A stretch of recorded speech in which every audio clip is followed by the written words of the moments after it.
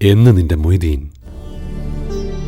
ആവിഷ്കാര സ്വാതന്ത്ര്യത്തിനുമീതെ മുഴങ്ങിക്കേട്ട കുറെ ഗർജനങ്ങൾ, കുറെ വാഗ്വാദങ്ങൾ, പിന്നെ കുറെ കുരകൾ, കേസുകൾ. ഈ സിനിമ ഇറങ്ങിയതിനു ശേഷവും അതിനു മുൻപും ഇങ്ങനെ പലതും നടന്നു. ഇതല്ല മൊയ്തീൻ, അതാണ് മൊയ്തീൻ. ഞങ്ങളുടെ മൊയ്തീൻ വെറുമൊരു കാമുകനല്ല. മൊയ്തീൻ മരിച്ചിട്ടില്ല, ഇപ്പോഴും എവിടെയോ ജീവനോടെയുണ്ട്. കേവലം ഒരു സിനിമയിൽ തളയ്ക്കാനുള്ളതല്ല മൊയ്തീന്റെ ജീവിതം. ഇതെല്ലാം കേട്ട് വട്ടായപ്പോ ഞാൻ മൊയ്തീനെ തേടി ഇറങ്ങി. മൊയ്തീന്റെ ആ അനശ്വര പ്രണയകാവ്യം എന്റെ തൂലിയയ്ക്ക് വിരുന്നാകണം. അല്ലെങ്കിൽ മതി വരുവോളം ആ പ്രണയകഥ കേട്ടാസ്വദിക്കണം. അതുമല്ലെങ്കിൽ മൊയ്തീൻ ബാക്കി വെച്ച ആ കഥയിലെ അവശേഷിപ്പുകൾ കണ്ടെത്തണം. അല്ലാതെ എല്ലാവരും ചെയ്യുന്നതുപോലെ കാഞ്ചനമാലയെ കണ്ട് കുറച്ച് സംസാരിച്ച് കഥകൾ കേട്ട് സെൽഫി എടുത്ത് തൃപ്തിയടയാനൊന്നും എന്റെ മനസ്സ് തയ്യാറായിരുന്നില്ല. ഞാൻ മൊയ്തീന്റെ കഥയ്ക്ക് പിന്നിൽ യാത്ര തുടങ്ങി. കഥയ്ക്കുള്ളിലേക്ക് ഊർന്നിറങ്ങി. കഥയ്ക്ക് മുന്നിലൂടെ സഞ്ചരിച്ചു തുടങ്ങി. അവസാനം ഞാൻ ആ സത്യം കണ്ടെത്തി. ക്ലാസിക് സൃഷ്ടിയായ ടൈറ്റാനിക് എന്ന ലോകോത്തര ചലച്ചിത്രത്തിലെ നായികയെ കണ്ടെത്തിയ പോലെ ഞാനും എന്റെ മൊയ്തീനെ കണ്ടെത്തി. ലോകം മുഴുവൻ ഒരു കുത്തൊഴുക്കിൽപ്പെട്ട് മരിച്ചു എന്ന് വിശ്വസിക്കുന്ന മൊയ്തീന്.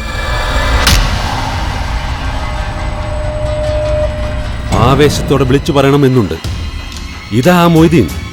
മൊയ്തീൻ മരിച്ചിട്ടില്ല. എല്ലാവരും കൺതുറന്ന് കാണുക.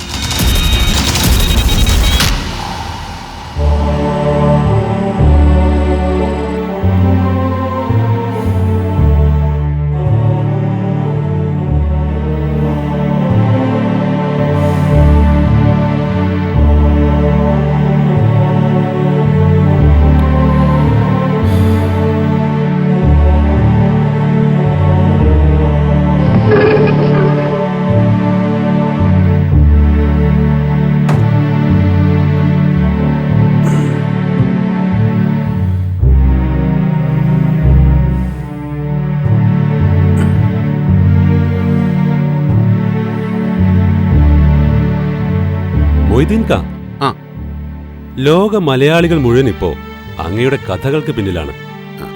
താങ്കളെക്കുറിച്ചുള്ള അന്വേഷണത്തിലാണ് എല്ലാവരും. 4 ആൾ കൂടുന്നിടത്തെല്ലാം ചർച്ചകളും ഊഹാപോഹങ്ങളും കിംവദന്തികളും പരക്കുകയാണ്. ഞങ്ങൾക്ക് സത്യം അങ്ങയുടെ നാവിൽ നിന്ന് തന്നെ അറിയണം. പറയൂ മൊയ്തീൻകാ, എല്ലാ കഥകളും തുറന്നു പറയൂ. My God. When I was in 16, my day starts with love, ends with love. Carry me like a fire in your heart. മൊയ്തീൻകാ, ഇംഗ്ലീഷൊക്കെ? ഓ സോറി, ഞാൻ പെട്ടെന്ന് എന്താ വെച്ച് പ്രണയത്തെക്കുറിച്ച്. ഞങ്ങളുടെ പ്രണയം ദിവ്യമായിരുന്നു, സത്യമായിരുന്നു, പരിശുദ്ധമായിരുന്നു. പരിശുദ്ധ പ്രണയത്തിന് അന്ത്യമില്ല. എൻ്റെ ഓരോ തനുവിലും അവളായിരുന്നു. ഓളോടുള്ള എൻ്റെ പ്രണയം, ഓ മൈ ഗോഡ്. പ്രഭാതത്തില് ഉദയസൂര്യൻ്റെ പൊൻകിരണങ്ങള് അവളുടെ കവിളിൽ കുളിച്ചിറങ്ങുമ്പോൾ അതങ്ങ് തുടുക്കും.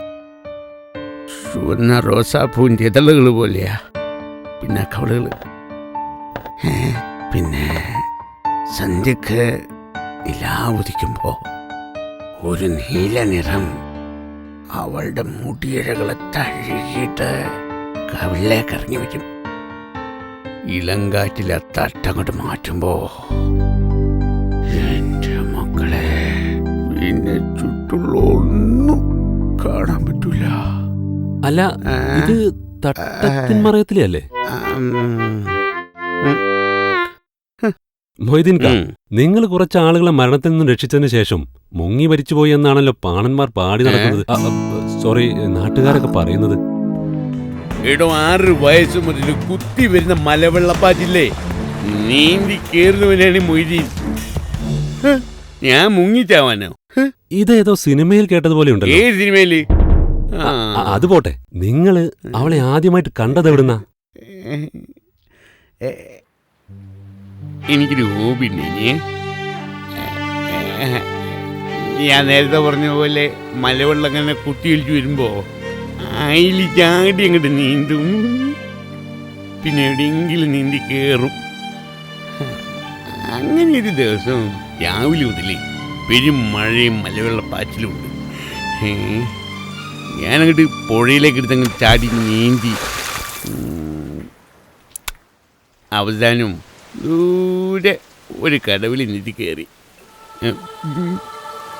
അപ്പോഴുണ്ട് കുറച്ച് പെൺകുട്ടികൾ സ്കൂളിൽ വിട്ട് പോന്ന്. ഒരു പെൺകുട്ടീനെ ഇങ്ങനെ തിരിഞ്ഞു നോക്കുക. അല്ലേ, എല്ലാ പെണ്ണുങ്ങളും സാറിന് എന്നെ ശ്രദ്ധിക്കാനുള്ളതുകൊണ്ട് ഞാനത് മൈൻഡ് ചെയ്തില്ല. ഓള് വിട്ടില്ല കേട്ടോ. പിന്നെ ഇങ്ങനെ നോക്കി. അവസാനം ഞാൻ നോക്കി. അവളുടെ വെള്ളാരും കണ്ണുകൾ കണ്ടപ്പോ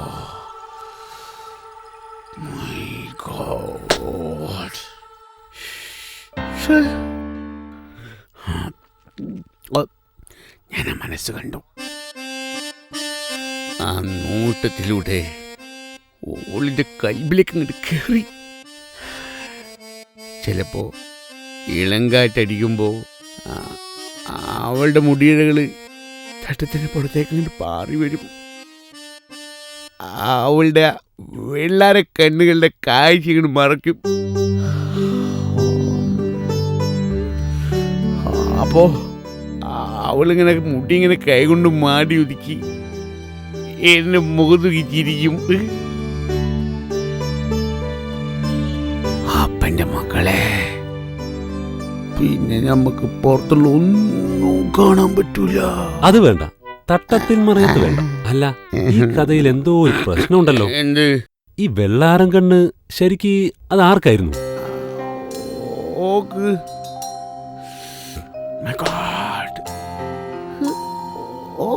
നിങ്ങളുടെ പ്രണയമൊക്കെ മനസ്സിലായി. അത് പ്രണയത്തിന്റെ തീവ്രത നിങ്ങളുടെ ഈ അവസ്ഥ കണ്ടാൽ മനസ്സിലാകും. നിങ്ങളുടെ കല്യാണം എന്തേ നടക്കാതെ പോയത്? ഞാൻ നാട്ടിൽ സ്റ്റാർ ആയിരുന്നല്ലോ. എപ്പോഴും എവിടെയും എന്തിനും ഇതിനും വരും. മനസ്സിലായില്ല? എപ്പോഴും എവിടെയും എന്തിനും ഇതിനും വരും. നിങ്ങൾ ഈ പോസ് കാണിക്കാതെ കഥയിലേക്ക് വരി. എൻ്റെ തിരക്കൊക്കെ കണ്ടപ്പോൾ ഉള്ള പാപ്പക്കൊരു സംശയവും. എപ്പോഴും ഇത്ര തിരക്കുള്ള ഒരാൾക്ക് എൻ്റെ മോളെ നോക്കാൻ വേണ്ടിയ സമയമൊന്നും. ഞാനാണേൽ ഡൽഹി, ബോംബെ, ചെന്നൈ, കോഴിക്കോട് ഇങ്ങനെ പറന്ന് നടക്കല്ലേ. ഇതിനിടയിൽ കുടുംബിരി കൊള്ളുന്ന പ്രണയം. അതുകൊണ്ടാ കല്യാണം നടക്കാനാ പോയത്? അല്ല, കല്യാണേ ഞാൻ പറയുന്ന അങ്ങോട്ട് കേട്ടാ മതി, ചോദ്യം വേണ്ട. എന്റെ ജനപ്രതിയിൽ ഓള് ബാപ്പാക്കൊരു അസ്വസ്ഥത. മൂപ്പരായിരുന്ന നാട്ടിലെ താരം. ഞാൻ മുതിർന്നവരുടെ പിന്നെ എന്തിനും ഏതിനും എപ്പോഴും മൊയ്തീൻകാ. പിന്നെ ഞാനായിരുന്ന നാട്ടിൽ സ്റ്റാർ. 1-2 സാമൂഹിക പ്രശ്നങ്ങളിൽ മൂപ്പരായിട്ടൊന്ന് ഇടയേണ്ടി വന്നു. അതോടെ മൂപ്പരെ പേരെ കൊണ്ടുപോയി. മൂപ്പര് അറിഞ്ഞ് ലോകം ഇടിഞ്ഞ് വീണാലും ഉഴ മേലോട്ട് ഒഴുകിയാലും എൻ്റെ പൊള്ളയാൻ മൊയ്തീനോട്ട് കൊല്ല. അന്ന് ഞാനും പറഞ്ഞ് ഈ ഇരവിഞ്ഞിപ്പുഴ അറബിക്കടലിലുള്ള അണയില് കാഞ്ചി മൊയ്തീൻ്റെയാണെന്ന്. പിന്നെ ഒരു കാര്യമുണ്ട്, ഓളുടെ മുഖത്തിനേക്കാളും മൊഞ്ച്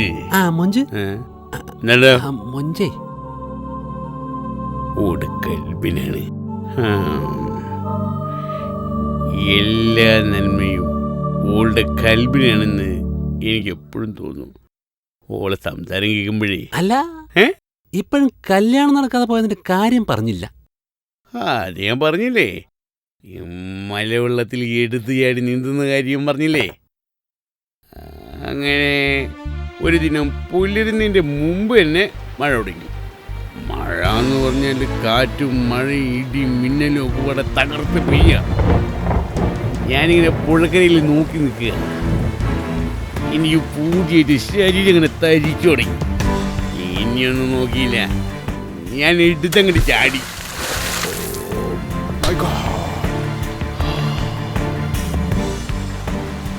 ഊറ്റം മരങ്ങൾ ഇങ്ങനെ കടപുഴകി കുത്തിയൊരിച്ചു വരിക വെള്ളത്തിലേ. അത് ഞാനിങ്ങനെ കയറിട്ട് കെട്ടി വെളിച്ചക്കാരൊക്കെ ഇങ്ങനെ കയറ്റിയ നല്ല തേക്ക് മരൊക്കെ കിട്ടും. വലിയ തേക്ക് മരത്തിന് ലക്ഷങ്ങൾ വില കിട്ടുമല്ലോ. അയ്യേ, അതല്ല, നമ്മളീ പൈസക്ക് വേണ്ടിയിട്ടല്ല.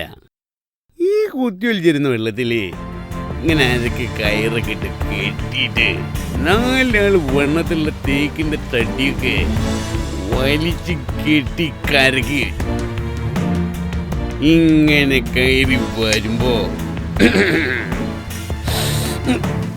ആൾക്കാരൊക്കെ ഇങ്ങനെ ഒരു വീരയോദ്ധാവിനെ പോലെ ഇങ്ങനെ നോക്കും. അതൊരു സുഖ, ഒരു ഹര. കൊറേ പെൺപിള്ളേരൊക്കെ കൂട്ടത് കാണും. മനസ്സിലായി, നരൻ. ഏതൊരു പാട്ട് കേൾക്കുന്ന പോലുണ്ടോ? തോന്നിയായിരിക്കൂലേ? നിങ്ങൾ കഥയിലേക്ക് വരി. അങ്ങനെ ഒരു ദിവസവും നല്ല ഒഴുക്കായിരുന്നു. ചാടി എനിക്ക് പിടുത്തം കിട്ടിയില്ല, ഒഴുകി അങ്ങോട്ട് പോയി. ഒഴുകി ഒഴുകി ഒഴുകി ഒഴുകി കുറേ ദിവസം കഴിഞ്ഞപ്പോ ഒരു കരയിലെത്തി.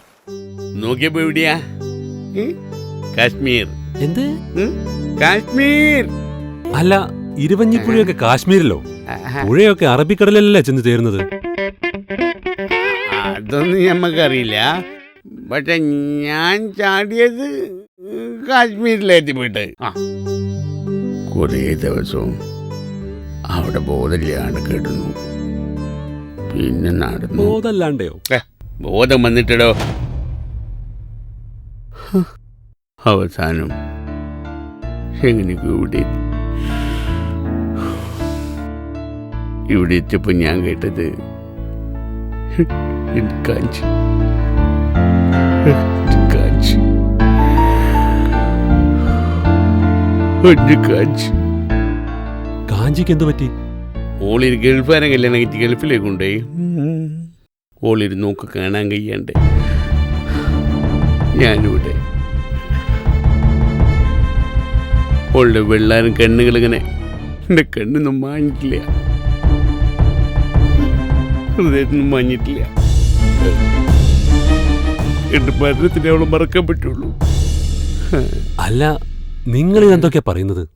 നിങ്ങൾ പുഴയിൽ മുങ്ങി മരിച്ചു, നിങ്ങളുടെ കണ്ണ് മീൻ കൊത്തി എന്നൊക്കെയാണല്ലോ ഞങ്ങൾ കേട്ടത്. ഏടോ, മീൻ കൊത്തി എന്നുള്ളത് ശരിയാണ്, പക്ഷെ കണ്ണല്ല കൊത്തിയത്.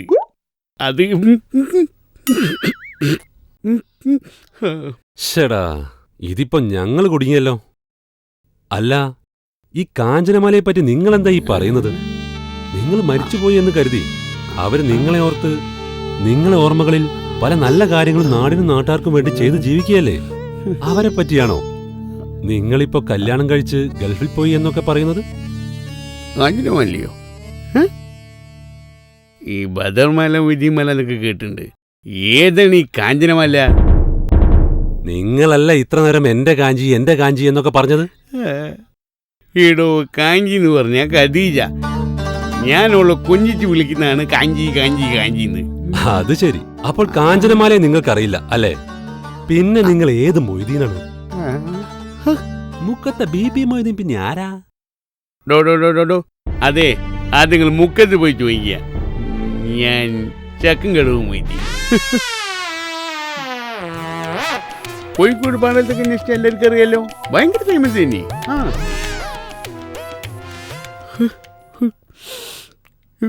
ഖദീജ പോയതിനു ശേഷം പിന്നെ ഞാൻ പുറത്തിറങ്ങിയിട്ടില്ല. ഇതിനുള്ളിൽ കിടന്ന് കരഞ്ഞ് കരഞ്ഞ് ഞാൻ മരിക്കും. ആള് മാറിയെങ്കിലും ഇതും സ്കോപ്പൊക്കെയുള്ള പ്രണയകഥയാണ്. നമുക്ക് ഇതും ഒന്ന് സിനിമയാക്കിയാലോ? പേര് ചെറുതായി ഒന്ന് മാറ്റിയാ പോരെ? ഇത് നമ്മുടെ മൊയ്തീൻ, അവിടെ മൊയ്തീനെയും കാത്ത് കാഞ്ചനിരിക്കുന്നു. ഇവിടെ ഖദീജയും കാത്ത് മൊയ്തീൻ ഇരിക്കുന്നു. നമുക്കൊന്ന് ആലോചിക്കാം, ഒരു പ്രൊഡ്യൂസറെ തപ്പട്ടെ. മൊയ്തീൻ കാ, ഇങ്ങനെ ഇതിനുള്ളിൽ അടച്ചുപൂട്ടിയിരുന്നാൽ വല്ല മാനസിക വിഭ്രാന്തി ഉണ്ടാവും. ഇടയ്ക്കൊക്കെ ഒന്ന് പുറത്തിറങ്ങി ശുദ്ധമായ കാറ്റൊക്കെ കൊള്ളു. ഞങ്ങൾ പോയി ഒരു പ്രൊഡ്യൂസറൊക്കെ ശരിയാക്കിയിട്ട് വരാം. നിങ്ങൾ ആ കഥയൊന്ന് ശരിക്ക് കംപ്ലീറ്റ് ഓർത്തു വെക്കി. ഇപ്പോ പ്രണയത്തിന്റെ കാലമാണ്. പ്രണയം ശരിക്കും അങ്ങോട്ട് എഴുതി വെച്ചോളൂ, തുടക്കം മുതൽ അവസാനം വരെ. ഖദീജ കല്യാണത്തിന് സമ്മതിച്ചത് പാപ്പയും ഉമ്മയും ചത്തുകളയും എന്ന് ഭീഷണിപ്പെടുത്തത് കൊണ്ടാണെന്നാക്കാം. അവളിപ്പോഴും ആ മണലാരണ്യത്തിൽ എവിടെയോ മൊയ്തീനെയും കാത്തിരിക്കുന്നുണ്ടെന്നും ആക്കാം. ഒരു പഞ്ച് വന്നോട്ടെ.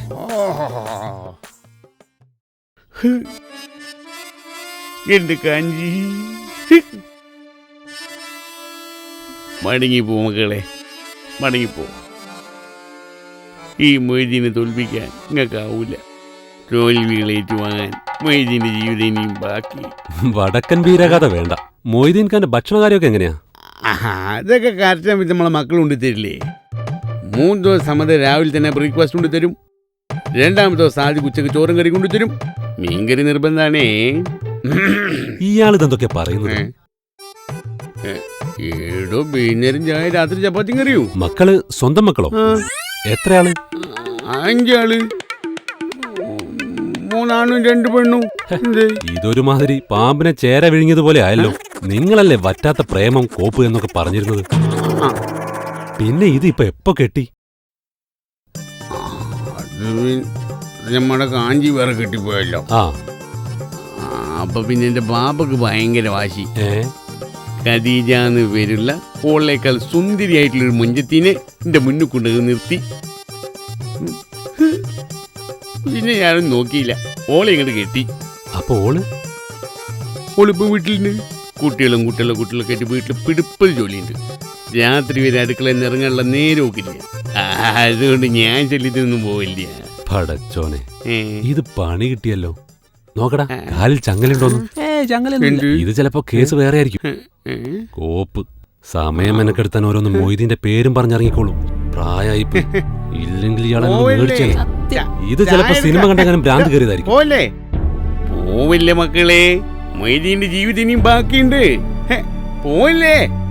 പോവല്ലേ നിക്കായി, പോവല്ലേടോ.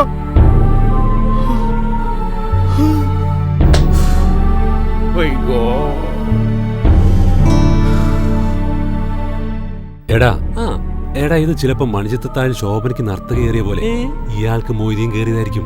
അല്ലെങ്കിലേ കോഴിക്കോട് സിറ്റി കൂടെ കാഞ്ചനമാലേന്റെയും മൊയ്തീന്റെയും കുടുംബക്കാരെ തട്ടിമുട്ടി നടക്കാൻ പറ്റുന്നില്ല. കാണുന്ന എല്ലാരും ഇപ്പൊ ഓരോ കുടുംബക്കാരാ. പാപ്പാന്റെ, എളാപ്പാന്റെ, മാമിയുടെ, ചേട്ടന്റെ. കോപ്പ്, നമുക്കൊന്നും വേറെ പണിയില്ലായിരുന്നു.